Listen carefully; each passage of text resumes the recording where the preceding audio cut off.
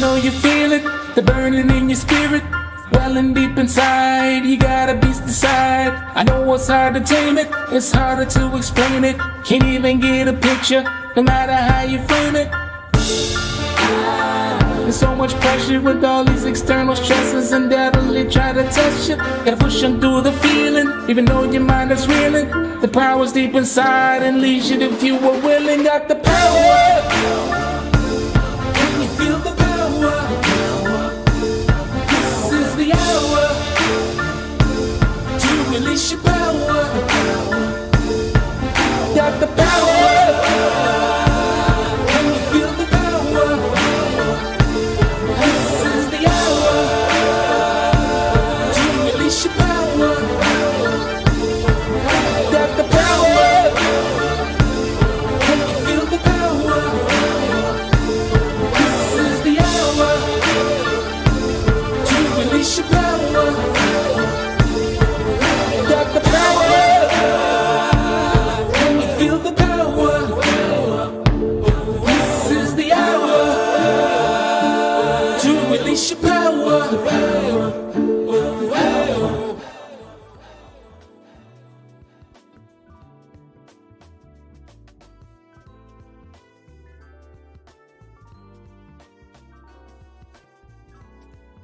I do this every week, okay? This is not a new habit. I'm going to stop and come off mute before I start talking to you all. No, but welcome to another episode of the Power Shut Up podcast. We're actually on location because I'm not in the DMV this week. I am in Georgia on location. So y'all excuse the background is a little different.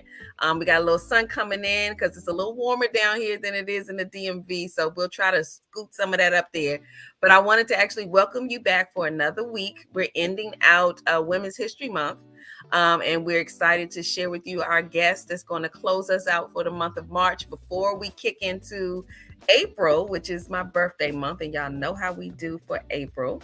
But first, I wanted to say happy birthday to all of those who are celebrating a birthday for the month of March. Please enjoy yourself. Take a day out to just make it be all about you. That's your day. For those who are celebrating an anniversary, congratulations to you all. I'm all about love, so keep showing them how it's done. And congratulations to all of those who have bought a new home, started a new job, started a new class, whatever you've done that you set out to do and met that goal, congratulations to you. So we're going to actually get right into it. Thank you all for those who tuned in last week. Maritza, I don't know if I had a chance to tell you, but Stacy was on last week and we got to talk about the power of shut up. And we have, you have actually, we've been in the same spaces and had some great times, took some great fun pictures and all that kind of stuff. I wish Safe Haven was still around so we could still kind of connect. But Maritza's out there doing some wonderful things, and I thought it would be wonderful for her to come and share about her organization. And she's doing some really good things in the community. She's making moves, and you ought to get to know Maritza. So without further ado, I'm going to, Maritza, I want you to tell them who you are, and then let's get into Enough Cries and tell them what that's all about. Well, my name is Maritza. I'm the founder of Enough Cries, an organization that is geared to domestic violence survivors and victims in the DMV location.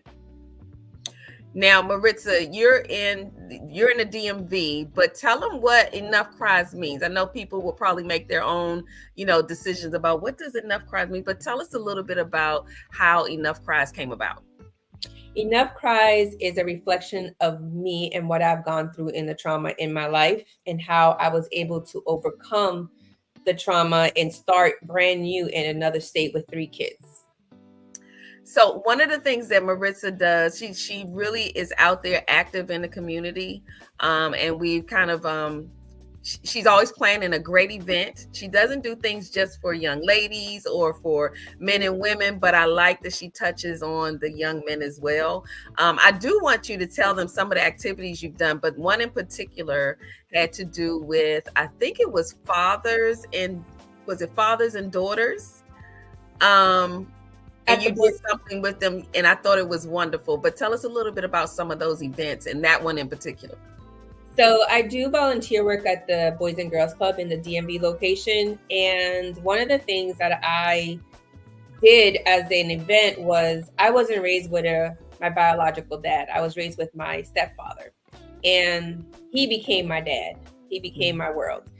So I knew that a lot of girls that I mentor did not have that connection with their father. And I think it's so important to have a male figure in their lives. So I made an event. Well, I created an event that each girl had to write a letter to their father, what they mean to them.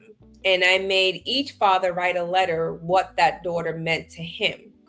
And they were able to read it to each other. And it was an amazing connection, because a lot of things we don't tell our loved one. You know, we get scolded by our parents all the time when we do something bad, but when we do something good, we really don't get that same reaction. So it was really a moment of tears and joy that the fathers were able to tell the girls how much they mean to them. I think that was so important. But a lot of the events that you do are really touching the community. And then I think we don't have enough activities that involve fathers. So that's why I was really drawn to that, even with our young men. But you saw a need, and Maritza is one of those that will step right in, put something together. She doesn't spend a lot of time with, kind of him and hawing, should I?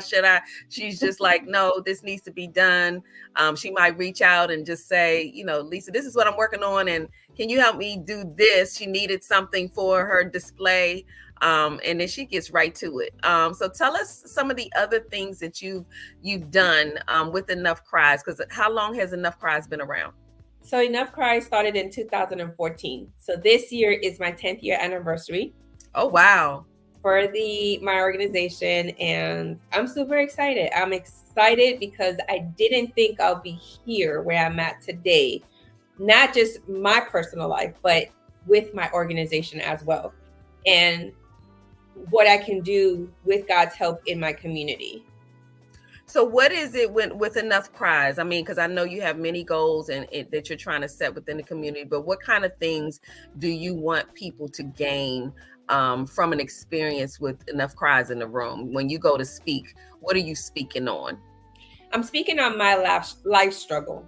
Okay. I almost lost my life in a domestic relationship.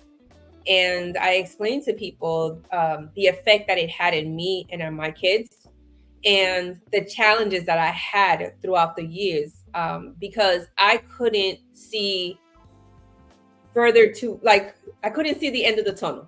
Mm-hmm. So I tried to take my life away as well. And I'm thankful that I'm still here to raise my 3 kids and appreciate my 5 grandkids. But it was a struggle. Mm-hmm. And a lot of tears. And I want people that when they see me, that they say, I too can make it out. I too can, make it through the struggle. She did it with 3 kids, and she was able to start an organization and help the community and help the people. Then they have the ability to do the same. Absolutely. I mean, I think when you were on, there was another podcast that I was co-host on, and we were actually in studio and you came in. And what I really liked about when you told your stories, you were very transparent. And so you knew that it was genuine and that you really were trying to help the next person that could relate to what you had been through. So I appreciate you for that, because I think transparency is everything. And that's how you were when I first met you. You were like, this is my story. And right. I do think you represent, how someone got through. And you speak in a way that they can relate. And I think that's one of the ways that in the community you're able to touch so many people, because you're not speaking like over their level or under their level. You're like right there with them. Like, I've been there. I know how this feels. Mm-hmm. So what do you have anything that you have going on or have done recently in the community that you want to share about how Enough Cries? Because I know Enough Cries has been all over the DMV, and I think out of DMV as well. Yes. So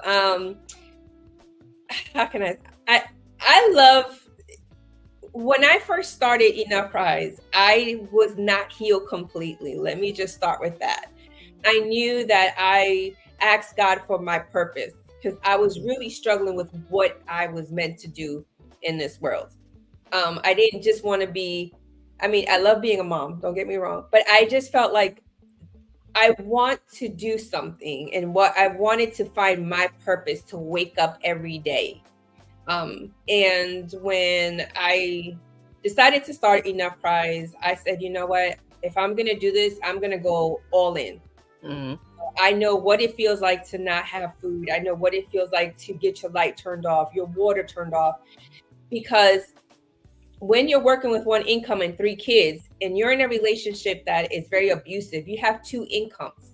And those were things that I did not have to worry about when I was in this relationship. And that was one of the reasons why I stayed so long, because I didn't want to struggle. I didn't know where I was going to get the food. I didn't know how I was going to survive. And I stayed as long as I did for the sake of my kids. Mm-hmm. When I decided to come out and leave that situation and move to another state, I came with nothing. So I had to start with 1 paycheck, 3 kids, not knowing what the next day was going to bring me. So when I started Enough Cries, I knew the struggle. I knew the tears. I knew what I had gotten myself into. And I took that and took it as a tool to provide for women and resources to provide to them and say, hey, there is help out there. You can do it. I'm not saying it's easy. I'm not going to say it's easy. Right. But they can also get out of a bad relationship. And there is resources out there now. And even though domestic violence back in the days was very hushed, throughout the years, it has become a worldwide speak out. Mm-hmm.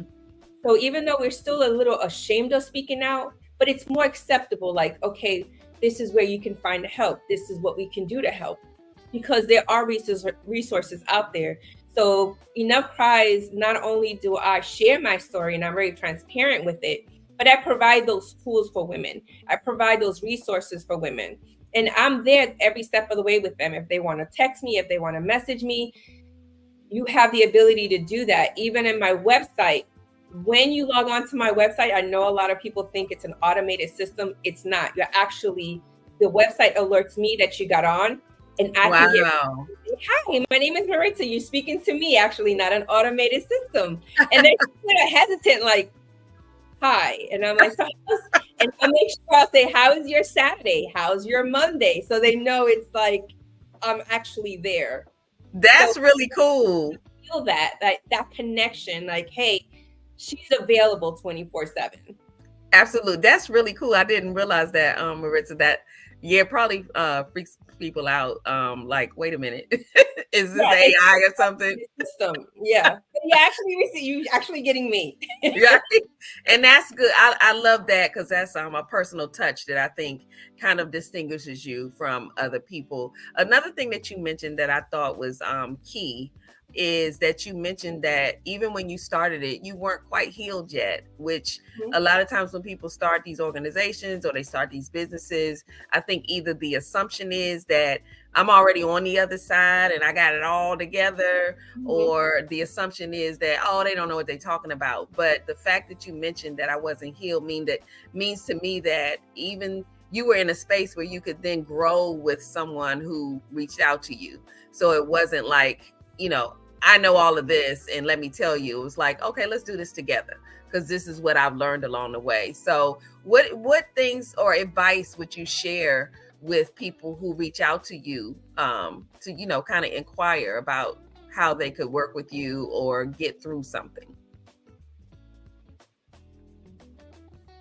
And I think Maritza is frozen, Shariva. So we're going to work with the system and see if we can make sure Maritza gets back in. So she'll be back up soon as we can find out what's going on. She was frozen. But what Maritza does is speak all over the community. She talks about domestic violence. She really gives people an opportunity to kind of share what they've gone through. And she suggests that you too can get through it and that it's not an easy process. So I really like the way Maritza had shared that she hasn't healed, or she hadn't, and she started to grow through her organization because she's been around for 10 years now. So I wish I'd have known that at the beginning. I would have said, congratulations, because that's a huge number And she does some amazing things. So I'm really proud of what she's done, and she keeps going. She has merchandise that she shares. She's always looking for a way to give back to the community by sharing who she is. Thank you, Althea Butler. She is an amazing mentor to my daughter, is what Althea said. I love it. Yes, she has that it factor for pouring into other people. And I do think that is her transparency. She keeps it, what I would consider real. And she gives you resources, as she mentioned, on how you can use the tools that she has in place to do the things that she's doing. And I really have to check out her website, because I didn't realize that she can she's actually literally talking to you. I actually think that is a really cool concept. I might have to check into that, because that's kind of cool. And I hope Maritza she's coming back in, Althea, and we'll have to let her know that you are here supporting her. Yes, Maritza is amazing. She just has the personality for it. She has the heart for it. And I would venture to say that this is really hard work for her. She's really coming from a beautiful place. So I really hope that you all, connect with Maritza as we go forward. What we're going to do is take a commercial break, and then we're going to come right back and see if we can get her straight and come back in, and we're going to continue this conversation. So we'll be right back.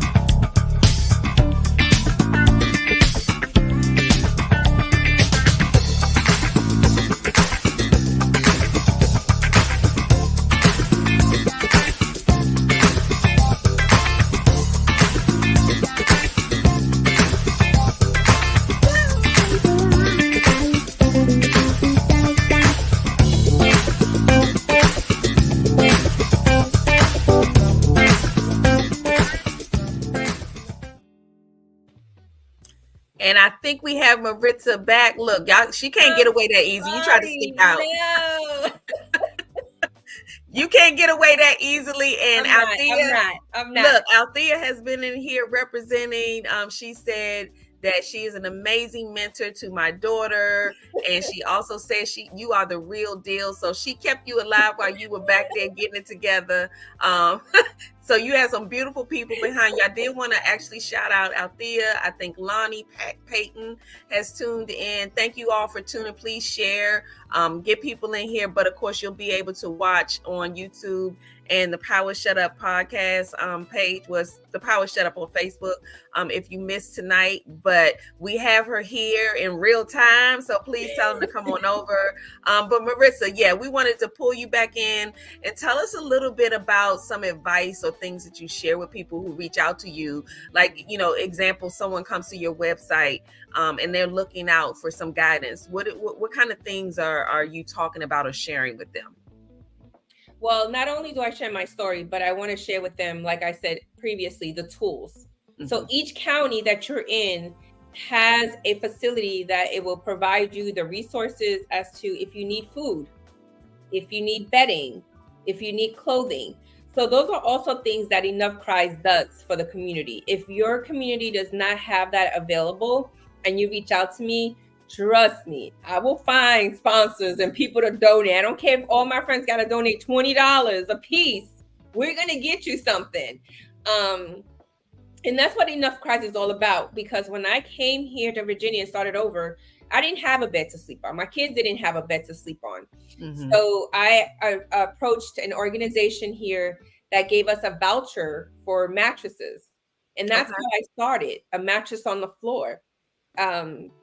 And I always told myself, when I get on my feet, I'm going back to that organization and I'm going to volunteer just to say thank you. Because sometimes, I did go back and say thank you, but I wanted them to see that I appreciated what they did for me when I had nothing, not even a bed to sleep on. I love that. So I want to ask you, because a lot of people might run into this situation and they don't know where to pull from. And so I wanted to ask you, what was your motivation, especially during a time where, like you said, you didn't have anything and you had your children, which makes it even harder because the pressure is just real. But what did you pull from to kind of keep you in the game, continuing to think about what do I need to do next, because something pulled you through? So what would you say was your motivation? Well, I stay connected with my community.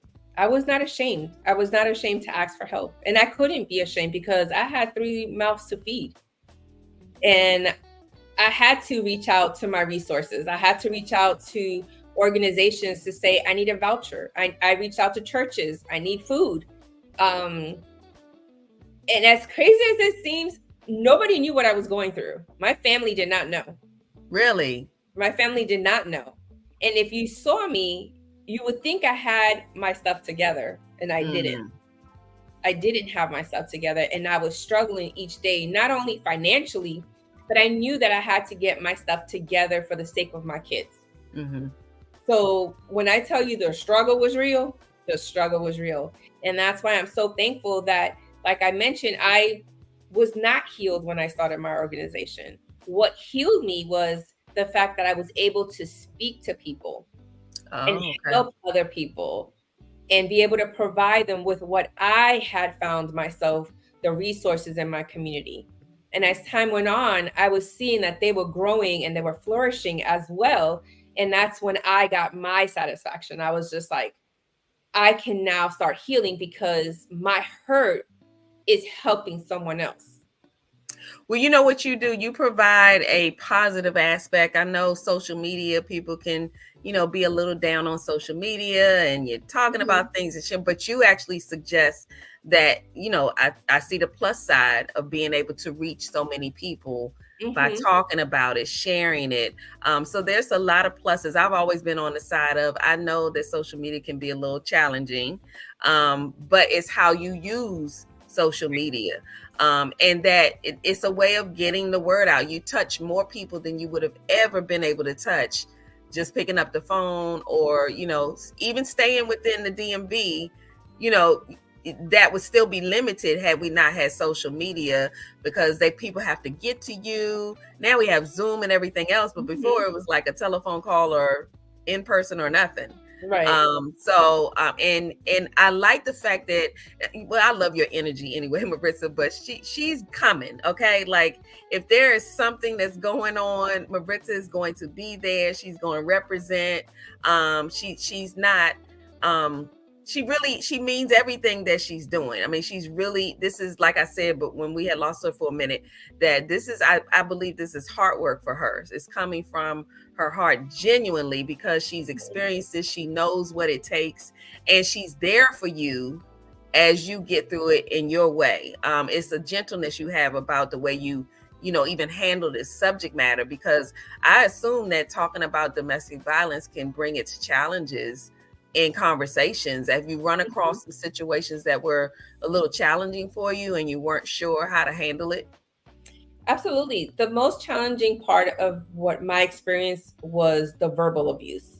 Okay. And I know, I always say this when I do my speaking, is yes, I've got beat up. Yes, I had my share of bruises, but you learn to take an ibuprofen or a Tylenol and you're feeling better, right? After a couple of hours, even the next day, you may be a little sore, but you take an ibuprofen and you start feeling better. My biggest challenge was the verbal abuse. And not until a few years, I would say maybe 4 years ago, is when I realized, hey, I'm actually healing from this. Because even though I was not in the situation, I was still being hindered by the situation mentally. Because the words that he would say to me, the statements that he would say to me, the negativity that he would say to me, stayed with me mentally, and it became a challenge. So I don't know. I'm that type of person that when you tell me I can't do something, I get satisfaction of proving you wrong, and I'm Right. going to go over the top now with it. So when he said you only got a high school diploma, you're not going to get a good paying job. You're going to come back because you're going to need me. As soon as I hit Virginia, I got a full-time job. I got what I needed for my kids, a place, a stable home, a safe home. And then I said, you know what? I'm going to go back to school. I'm going to go to college. And it became a struggle with 3 kids because being a mom, working full-time, going to school part-time, I wanted to quit. But I knew I had to finish because I didn't want my kids to ever say, you quit. How about that? And even though they were still little, that's how far I was thinking, like, nope, they're not going to say they got that from me. You know, I'm going to teach them that even though it's a struggle, they can make it through. And that's exactly what I did. Yeah, Lonnie just said she's very passionate about using her personal experiences to encourage both men and women to work toward their own healing. She is authentic. Absolutely. I stamped and approved. Absolutely. That's what I got from Marissa.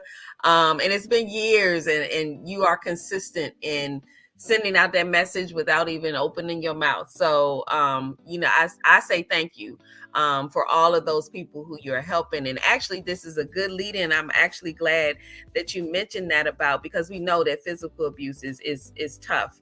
But that verbal abuse, you know, in this lane, is a direct connect to the power shut up, which I thought was a great, you know, segue into the conversation, because people don't realize that words, you know, I've heard people say words have no power. And, you know, I know they talk about the phrase, you know, sticks and stones may break my bones, but words, and that's a lie. Words do hurt you. And they're very powerful. And, you know, to speak to that, words have hurt me, where, you know, you carry that. It's amazing how much, you know, the bruise will heal, but you don't realize how deep those words touched you. And I too have been in a situation where there are words to this day that I won't ever forget. That made an impact on my life. You don't think they do. You know, I think we trick ourselves into thinking they're just words. But it's no such thing as just words. Words can either heal hearts, or, as we've seen in the world that we live in today, they can start wars. There's all kind of things that can happen behind one word, which is why we need to be careful on how we talk to others, talk to ourselves. And Marissa, with what you've been through and what you share and what you pour into others, if you could even speak a little bit to how you had to talk to yourself in a certain way, and be careful with that in order to get through this, because you could have, you know, we self-sabotage. We tell ourselves we can't, and then we don't. But how did the power shut up? Because I know you've been to some of the things that I've done with the power shut up and know what I mean. Some people don't know what I mean. They think I'm saying to go around and tell people to shut up. That is not. You know, I went to one of your book signings and actually have your book. And I love the title. I love the title because being from New York and being Puerto Rican, we say what we're going to say, and we were like, whatever. Right. You know, take it as it is and whatever. But going through the abuse, and I realized how powerful words are. I took that also and had to change my ways of speaking to people. Because I was on the other side of the fence. I was being verbally abused. So I know the impact that words do have. And it was a struggle for me to overcome that. So even now, like, sometimes I laugh because even at work, they may just get me out of track. And I have to be like, shut up, Maritza, just shut up. Just shut up. And it'll get me so infuriated because I really know what I want to say to rebuttal back. But I've learned that sometimes it's best to just zip it, because then that other person has no comeback. Right. They didn't get under your skin. You know, they weren't able to achieve what they were trying to achieve because you chose to shut up. Right. And I love your book. I mean, I would recommend it to everyone because I did learn a lot from that book. And I took it as a lesson from myself. I know some people is like, tell people to shut up. No, I took it as, no, I need to learn too. Well, you know, I appreciate that because I actually, on social media, someone reached out to me, and I appreciated it. And of course, the power shut up can be translated so many different ways. Mm-hmm. So I really always encourage people that, you know, kind of reach out and ask me what I mean. But I do know that depending on what you've gone through in life, it's going to hit you different. Right. And someone reached out to me that had been, you know, it was a domestic violence situation. And when you're saying shut up to someone who's been through something where their silence might have been, you know, not a good thing, that's Right. a challenging space, but I'm here for it. I love that conversation because what I did was just kind of share what I mean by the power shut up, and that it's not about silencing you, but just learning how to use your words wisely. Right. So that you make a decision on when. So it's about picking battles, and Right. And the reality that everybody doesn't pick the same battle. So it's kind of getting out of that judgment zone where if you decide, Maritza, that in this particular situation, I'm going to be quiet until this, that works for you. Right. But I may do something different and say, well, no, I think I'm going to choose to speak here, but I'm going to take some things in consideration. What time it, you know, where are we? Right. The timing of things. It can't be in the mall, standing in the movie line, and you Mm-hmm. you want to holler and scream, or you know, or paying attention to someone else's energy. If it just looks like it's not a good time, just as long as a conversation is had, is usually what I'm saying. But Right. when she brought that to my attention, I welcomed the question because I felt like these are the conversations I want to have because it's going to mean something different to somebody. Right. And, you know, there are times when you probably were silent, had much to say, but knew that, you know, now is not the time, Right. or something's going to happen if I say this. So, you know, what would you tell to say, you know, the younger you, what would you share with them about what you've learned through your healing process? What would you say to your younger self? Don't search for love in all the wrong places. Learn to That's a love good one. yourself first. I feel that was part of my issue. I wanted to be loved so bad, and that I accepted love however it came. And most women, we know how to love, but we don't know love others, but we don't know how to love ourselves. We don't know what we're worth. So I would say, you know, learn how to love yourself and find out what you're worth.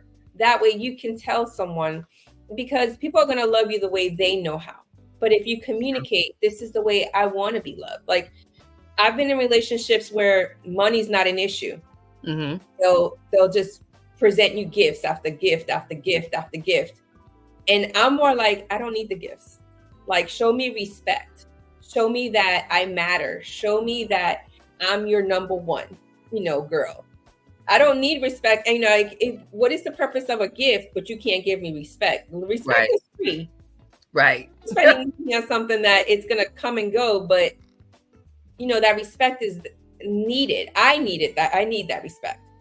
So that's my love language, respecting me, you know, accepting me with my flaws. I'm still growing. I'm still, you know, learning myself how to love myself. But every day I talk to myself. I give myself words of affirmation, you know, and that seems to work for me.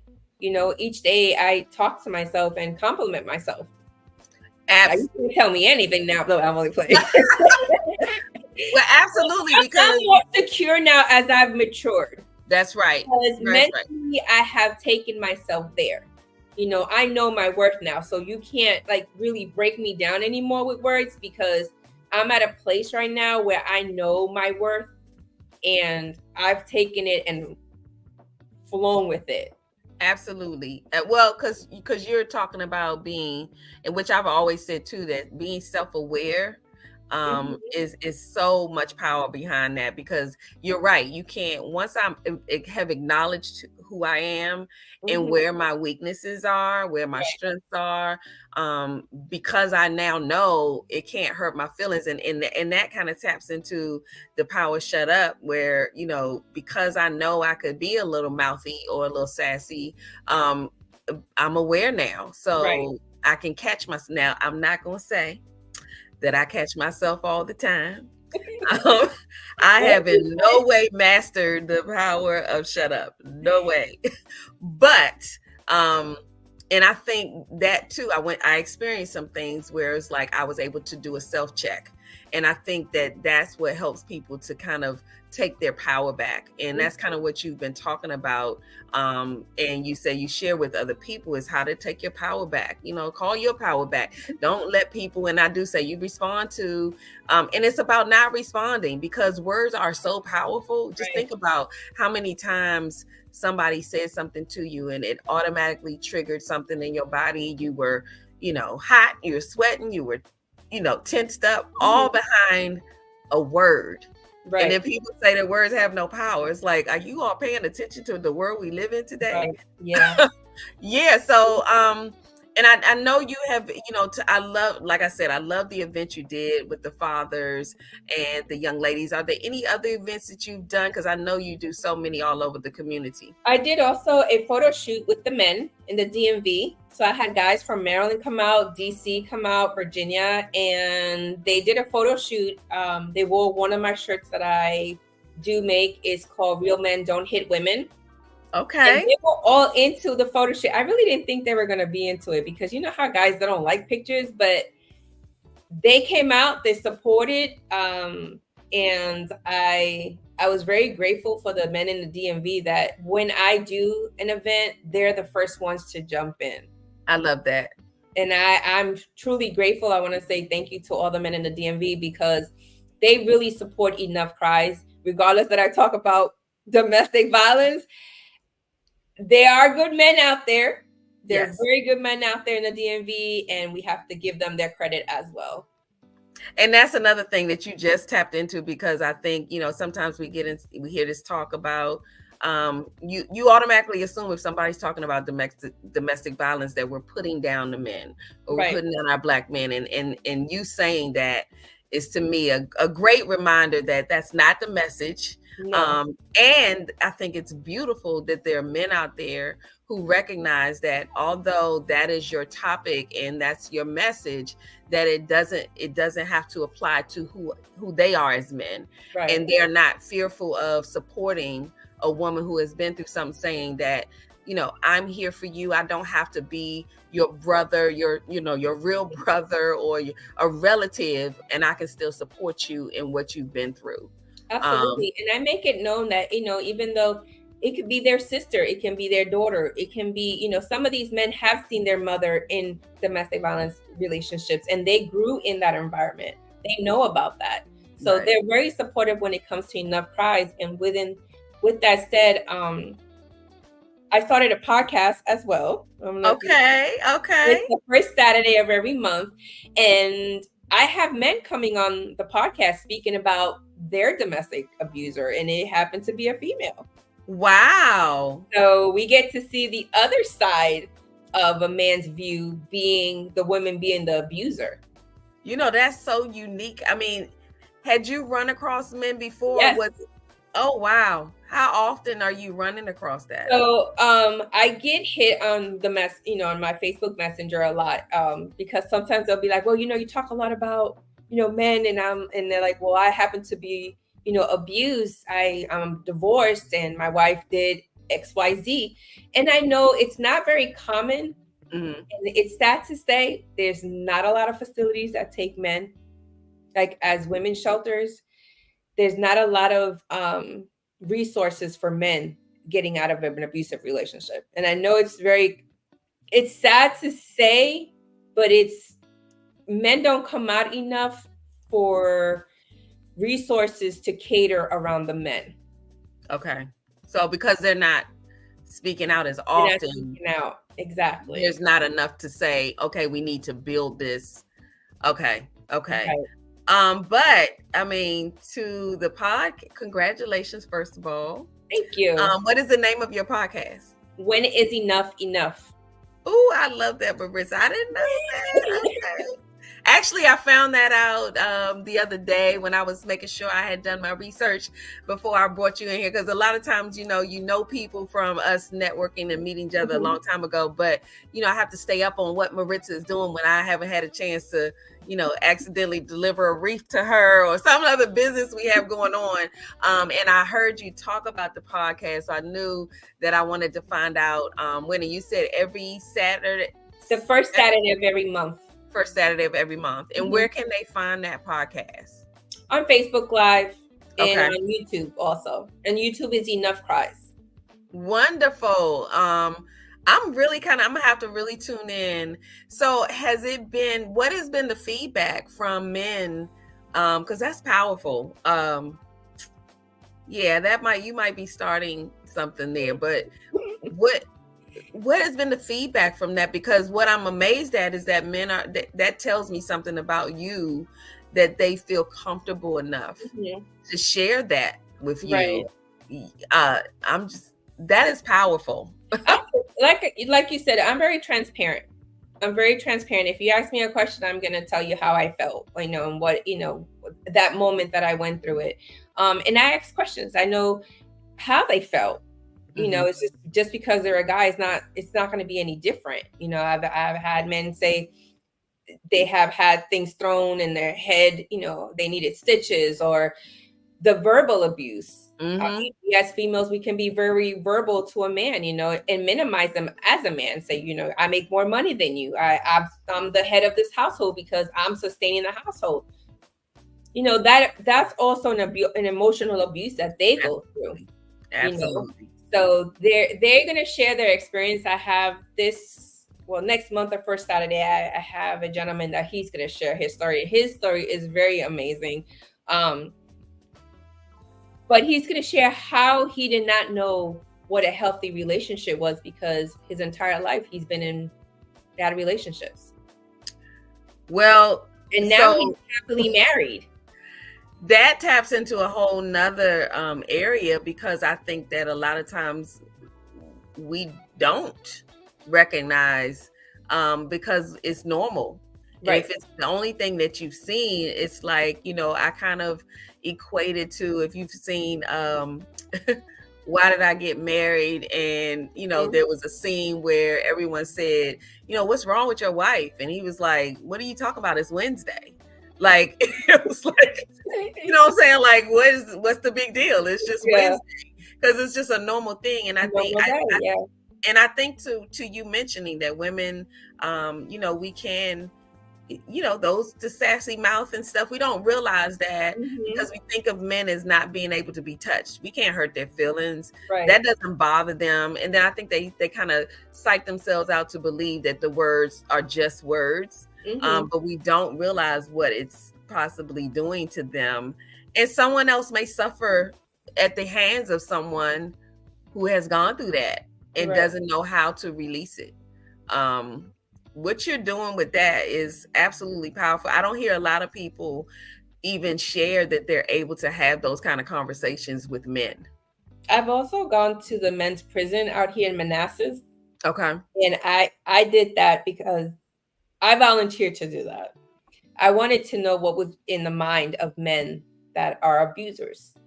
Wow. And they've been locked up because, we call the police and we do the whole process. And there was this one particular guy, and I'll never forget that conversation. He was like, that's all I know. My mom abused me. So from little, his mother abused him. He went into a foster home. It was a female that was in that foster home that abused him. So like all his life, all that women had done in his life were abuse him. So when he was in a relationship, that was his way of getting back that all that pain and trauma that he had from his past. And that's how he dealt with it in that relationship. He would abuse her and it got him locked up. But that's all he knew, because he never got help from a child to now, to an adulthood. Right. So And people nobody carry to this talk to. trauma, and it just keeps going and going, and we don't get to the core of the real issue. Where did it begin? Let's start healing from that point, not from this point. Because like I said, I guess my biggest issue and challenges were the fact that I didn't know how to love myself. I Right. could give love, but I didn't know how to love myself. Right. So I was accepting love any way it came. Mm-hmm. And I think a lot of people, I think we all are guilty of that. Because you're just figuring out, so that's what I would want to ask, like, to the young lady. And then we're going to talk to the older woman. We're going to talk to the young guy and then the older guy. What would be your advice to a young lady who's struggling? And you said something about positive affirmation. So you're right in my lane. We are going down the same road. I am that, what was it, Mary Jane with the Post-its on the mirror. And I was like, that is so me. I have notebooks and Post-its and messages because I picked up long time ago that I have to keep pouring that stuff into myself, because there'll be many times in the day or in a week or in a month or year where someone's going to try to knock all of those down, and I got to be able to build them back up. So I just overly do messages, and so I'm always picking up something that will remind me that I'm good enough or I'm this. And I would love that if men started to, it sounds like, Maritza, you might be tapping into something. If men could tap into that part of them too and not feel like they can't do that. Like, that's women's stuff. Men don't do that. But to the young man or the young lady, what would you say about something they can do right now to maybe, miss one of those chances to kind of fall into the wrong spaces? Right. Or what they can do to keep encouraging themselves not to stay, like you said you stayed for certain reasons, but and we try to make the best decision we can at the time. But what would you give them as advice? And then I'm going to flip it to a woman and a man, because believe it or not, grown people go through some of the same stuff. Right. I always ask people, do you know what you're worth? Is your life worth it? Because we tend to settle. That's true. We tend to settle, and we're okay at this age. I mean, we're gonna settle. We pretty much settle because we're like, okay, we're this age, let's just settle. But never settle. Never settle. Know what you deserve and how you deserve to be loved. Everyone deserves to be loved the right way. I think that's just my main goal. Like, just don't settle for just anything. You're deserving of being happy. You're deserving of wanting good things and being treated the right way. Well, and not only that, but being able to, and feeling, I guess we need those safe spaces, but getting to a place where you feel like you can communicate to someone what your need is, what you want. And I know it can be scary out, but depending what kind of situation you're in, but learning to find those spaces, or at least even, red flag them when you're in a situation. You have a conversation with someone and, that red flag comes up when they kind of, as they say, gaslight you, or something goes on and you're like, oh, wait a minute, that should have been an okay time for me to at least share, and you get this pushback. Then you kind of know, let me pay attention to what's going on. And that's where the communication comes through, whether it's a domestic violence situation, on both ends. On both ends, right. On both ends. And like you said, the power of shut up is like, know when to bring up these things. That's right. Just don't bring them up out at the moment where it's happening out in public. If you guys are in a relationship, make sure you're in a place, you two together, and he's just relaxed or she's relaxing, and you have that time to really sit down. And if you feel that it's getting a little too out of control, it's okay to say, you know what, can we come back to this conversation later? Because right now we're speaking over each other and we're not hearing each other out. And I want us to talk to each other, and I want to be able to hear you, and I want you to be able to hear me, because hearing is one thing, but listening is another. Yes. So you just don't want to hear that your partner. You want to really listen to what they're saying, what they need from you. Absolutely. Look, this is why, Marissa had to be here today because I mean it just went right into my lane. And you know, we've spoken before about many things, but I knew I was absolutely familiar with Enough Cries, but I think sometimes people just kind of see something, they see a title, they see you moving around, but they don't ask questions. So this was my opportunity. And I thought you had, well, we've been in studio before, but I was like, Marissa's been here before, but she's like, no, not on the Power Shut Up. But now she can't say that. And this won't be the last time. I want to welcome Nikki. Thank you so much for joining us. But Maritza, I want, before we have, now what we do at the end of the Power Shut Up is we actually share a TikTok moment. And it's usually something that's motivational, something to get you to the week till you come hang out with us again next Thursday. Or it might be something cute and funny. The children do some amazing things out there. There's some other stuff out there, but we tend to stay away from that. But we try to actually share somebody's TikTok moment. So if you are on TikTok and you do motivational TikTok snippets and things like that, please feel free to send those to us. We have an email address that you can send them to, and we actually go through them and we share them on the show to just kind of highlight your thoughts, but at the same time, push somebody with a positive affirmation or a positive message to get them through the weekend, because life be lifing sometimes, okay? But Maritza, before we do that, I wanted you to tell people where they can find you, your website, and that kind of information. So my website is enoughcries.org. My Facebook is Enough Cries. My Instagram is maritza.enoughcries. Okay, so you all please do not sleep on this information. Contact Maritza, and if you're in the DMV area, she does do events around the community that really pour into the men, the women, the young boys, the young girls. Nobody is excluded from the information that she shares, and she's just an overall wonderful person to meet and to know. She's who you see is who you get.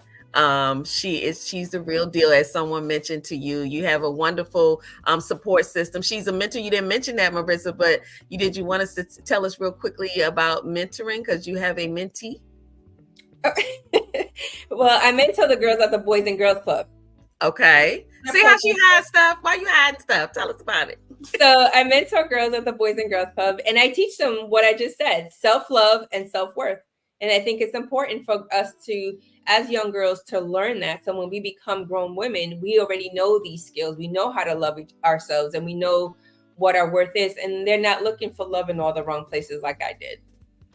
She's so humble, yeah. But Maritza, I was like, I'm going to pull some of this stuff out of her. And believe me, there are many more things that she does, and she's being very humble. But just know that there are people out here in the community that are doing things to help our young people, and wiser, as I would say, since I'm on the wiser side, to help all of our community to just do better, feel better, and believe in themselves. And thank you, Maritza, for everything you do. So what we're going to do is we're going to have a TikTok moment, and then we're going to come back and say good night. But let's check out this TikTok moment, and we might have two, Shariva. So we're going to run two of them, and then we'll be right back. You know how you're going to accomplish your next big life-changing move? You're going to be quiet. You're going to close your mouth, and you're going to execute. I know you're excited and you want to tell everybody, but contrary to popular belief, everyone is not happy for you. Everyone does not see you and your power, and everyone is not cheering for you to win. But this next move, you're going to win, and you're going to win big. You know how? You're going to do less talking and more movement. Close your mouth and get to work. Because, baby, I promise you, you can show them way better than you can tell them. Close your mouth, execute. In your 20s, you can make it in your 30s. And if you didn't make it in your 30s, you can make it in your 40s. And if you didn't make it in your 40s, you can make it in your 50s. And just remember Grandma Moses. She was a painter. And she didn't start painting until, I think, in her 80s.